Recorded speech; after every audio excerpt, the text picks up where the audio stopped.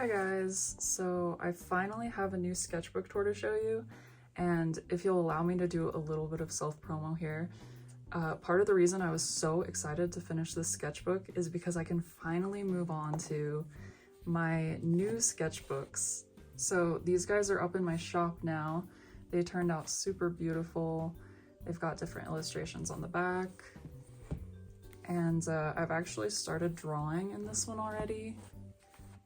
And here's a little sketchbook tour within this sketchbook tour. This is graphite and colored lead.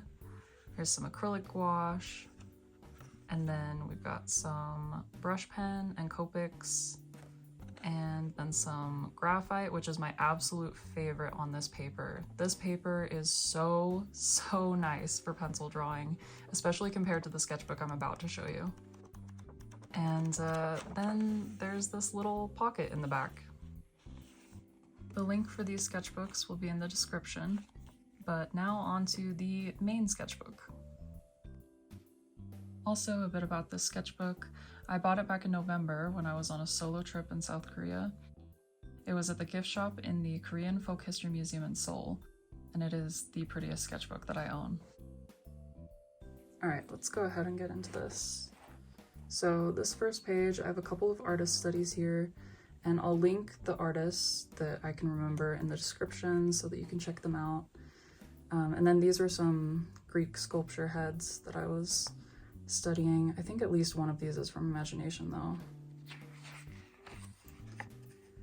And then this was another artist study. Again, I'll link the artist in the description. This one was a Greek sculpture that I was studying, and then I tried to put some watercolor on top, but obviously that did not work out. This paper is very cheap, so the wet media does not do very well on it.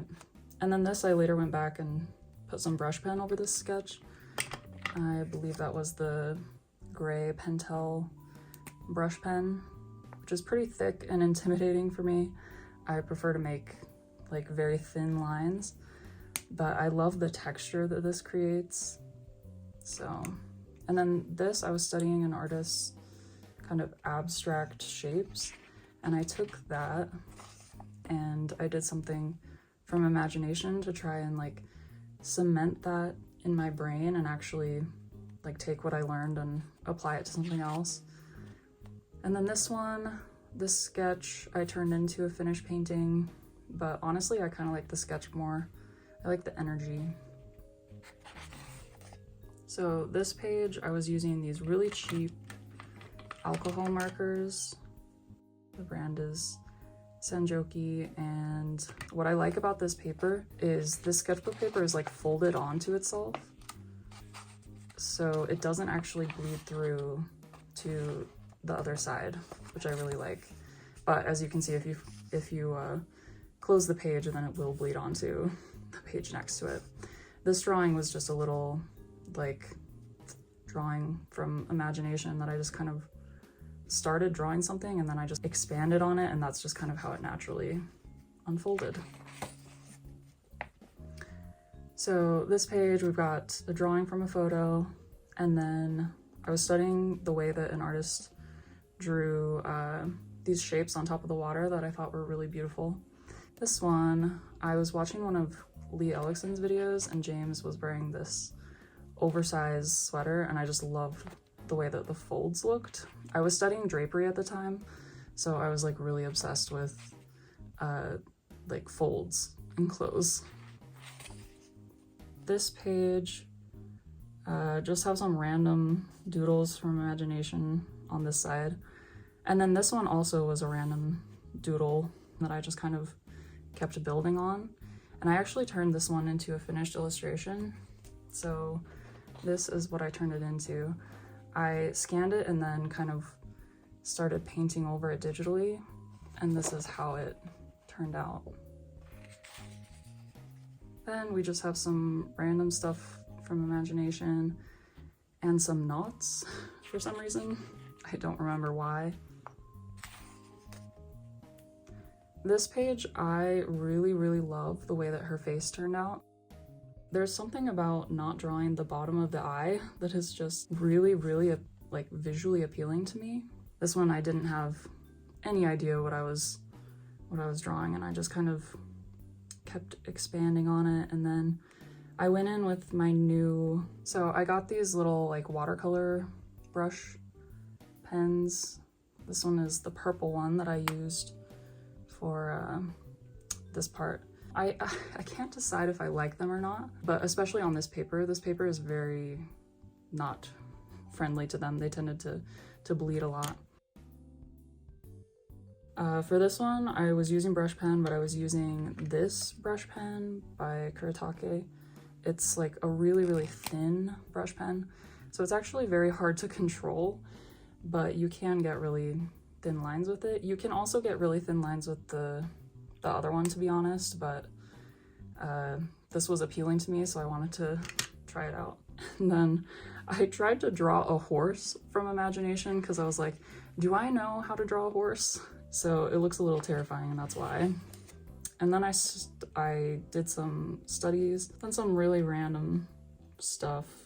I think this is like Loomis method for like mannequinization of the figure. And then these were ideas for earrings, and I actually did turn these two into earrings.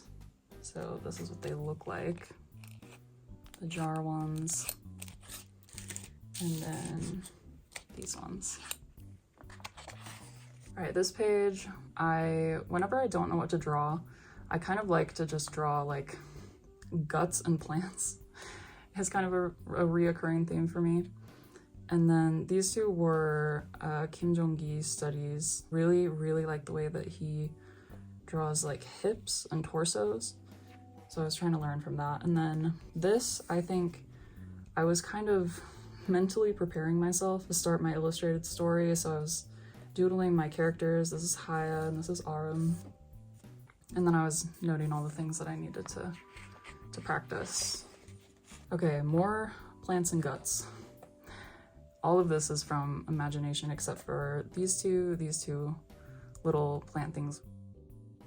This one was from a photo, and I was trying to be more bold with my shape design. I don't remember if this was, no, I think this was from imagination. And everything else here was from imagination. I really like the way that this hair turned out. I love like starting with random shapes and just turning it into something. That's like my favorite process, probably. These pages are a little bit barren, but this was from a still from a kdrama I was watching called Summer Strike, I think. I just thought that his expression was really interesting. And these are actually really recent, these two. I went back and filled in a little bit of the sketchbook because I had some pages that were just mostly blank. But yeah, so these ones are from imagination, and then these ones I was using some photo reference from Pinterest, trying to do some more fashion stuff. I have a lot of fun with drawing fashion like this. And for this one I used, again, some cheap alcohol markers for that shading there, and I really like the way that it looks, so I think I'll use it more in the future like that. So this sketch I didn't finish. There was like this lush greenery here, but I did not want to paint that or draw it, so I just kind of left it. And then this is a Claire Wendling study. I love the way that she drew the hips here, and like this fold, like there's just, ugh. I cannot rave about her work enough. And then this one was from imagination. I was really like drawn to this type of pose. I did a few drawings with that type of pose, but I love how this one in my sketchbook turned out. More brush pen and alcohol markers. I was learning a lot from artists who use very bold distinction between light and shadow, so I wanted to see if I could kind of capture that with alcohol markers. This was from a photo reference. Really not digging how those turned out. This one was more brush pen and then also a red lead. I have red lead in this little pencil, and I just really like how the red adds some like dimension to the drawing. This spread, this one was referencing a photo of this sculpture in a garden. And again, alcohol markers, pencil, little bit of brush pen. This one I did acrylic gouache for the color around it, and then more alcohol marker and brush pen. So these thumbnails were for my illustrated story. This one actually turned into a finished illustration. So I have this binder that I'm keeping all my illustrated story stuff in, but that's what that one looks like. I need to fix the values a bit, and also it printed very dark, but you kind of get the idea. And then doodles from imagination. This is some anatomy stuff. I think I was studying the Reilly method, the rhythms, Reilly rhythms. And then these are Choi. I don't know how to pronounce their name, but they're like a genius at anatomy stuff, like highly recommend. Okay, these are pretty random, just more anatomy stuff. And then this is also my character Arum. And then trying to draw some random teapots with only straight lines, just kind of random stuff. Okay, more random stuff. This was from that same drawing that I showed you from my illustrated story. I was trying to get a general idea of her pose. And then this one, I was drawing from a photo originally, but it doesn't look anything like it. So this is another one where I just kind of started something and then just kind of expanded on it. And I love when I add just random like plants exploding out of people. I tend to just really like the result of those. And then this one, I was actually referencing one of my art books. So this was the book that I was referencing.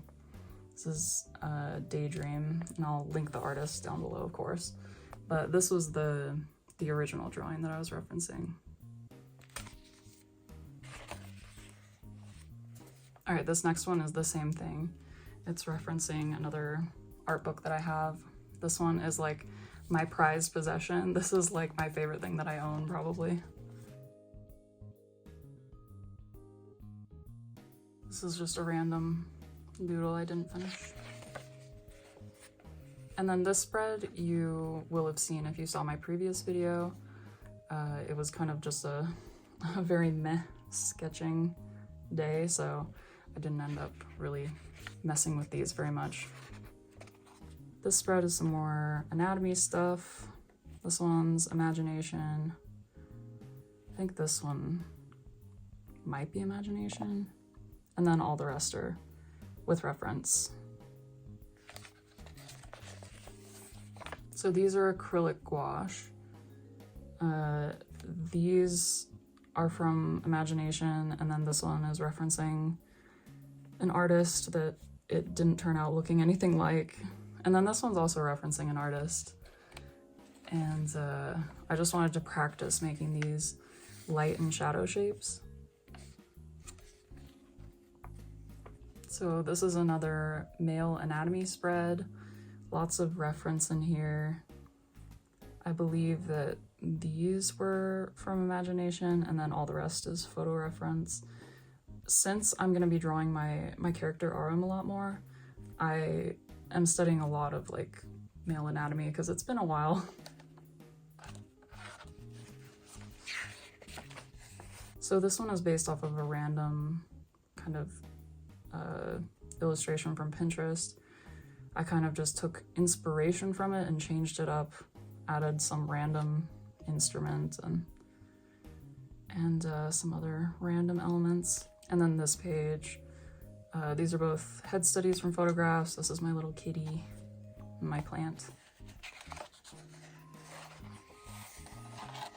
These are both from imagination, and I really like how they turned out, actually. I've been trying to expand my body types a little bit more because I'm having a lot of fun like drawing like skin folds and bellies and stuff.